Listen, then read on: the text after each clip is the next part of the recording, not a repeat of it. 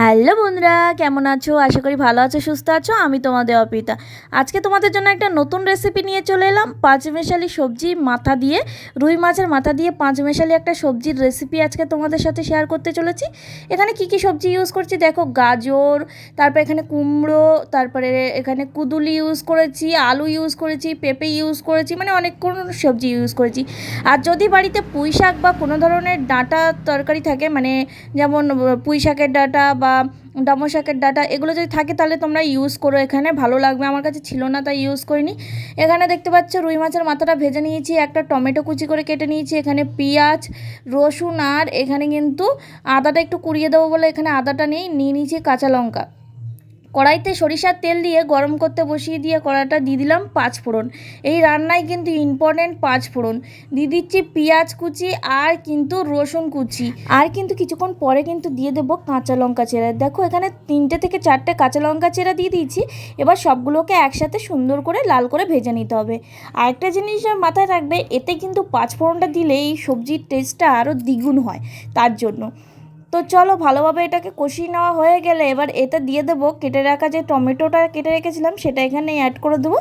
বেশিক্ষণ না, 5 মিনিট নাড়াচাড়া করে এতে কিন্তু টমেটোর কাঁচা গন্ধটা চলে গেলে দিয়ে দেবো কেটে রাখা সবজিটা, এখানে ঢেলে দেবো।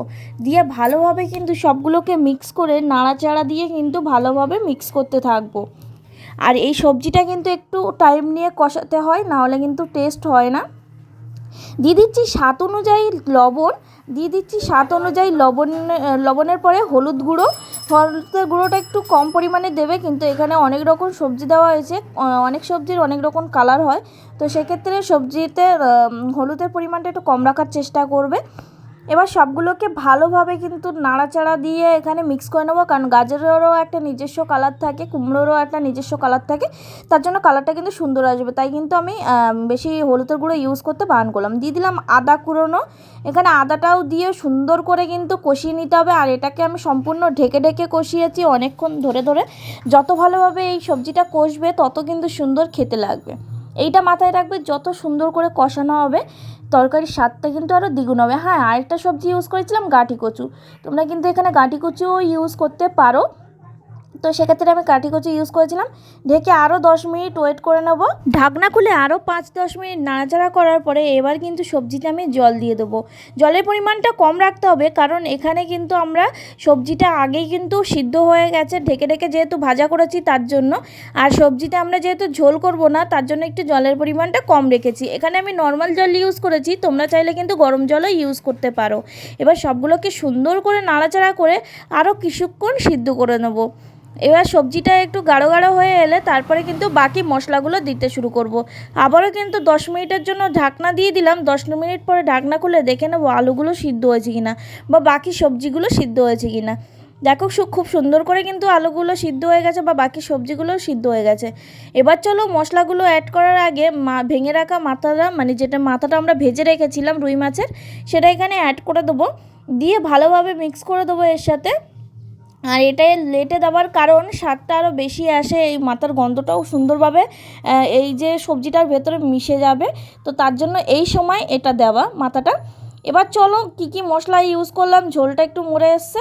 এই সময় ইউজ করেছি লঙ্কা গুঁড়ো, একটু ঝাল ঝাল পরিমাণে করব, কারণ এইটা ঝাল ঝাল মিষ্টি মিষ্টি খেতে ভালো লাগে। দিয়ে দিলাম জিরে গুঁড়ো, দিয়ে দিচ্ছি ধনে গুঁড়ো, দিয়ে দেবো এখানে একটু গরম মশলা গুঁড়ো, একটু মিট মশলা গুঁড়ো, কারণ এতে কিন্তু স্বাদটা দ্বিগুণ আসবে। আর যে আস্টা আস্টা মাথা দিয়ে গন্ধটা থাকে সেই গন্ধটা কিন্তু আসবে না। আর তোমরা কিন্তু আগে যখন মাথাটা ভাজবে ওতে একটু গরম মশলা গুঁড়ো দিয়ে কিন্তু মাথাটা ভেজো, তাতে ভালো লাগবে। দিয়ে দিলাম এখানে চিনির পরিমাণটা একটু বেশি রেখেছি, কারণ ছেঁচড়ার তরকারিতে কিন্তু চিনির পরিমাণটা একটু বেশি দিলে ভালো লাগে। আর যে মশলাটা দিলে আরও টেস্টটা বাড়বে সেটা হচ্ছে ম্যাগি মশলা। এই মশলাটা দিয়ে সবগুলো তরকারি ভালোভাবে মিক্স করে নিলেই রেডি আমাদের মাথা দিয়ে পাঁচমেশালি সবজির ঘন্ট। এই রেসিপিটা তোমরা বাড়িতে একবার ট্রাই করে দেখো, অবশ্যই ভাত, রুটি বা যে কোনো কিছুর সাথেই কিন্তু এটা খুবই ভালো যায়।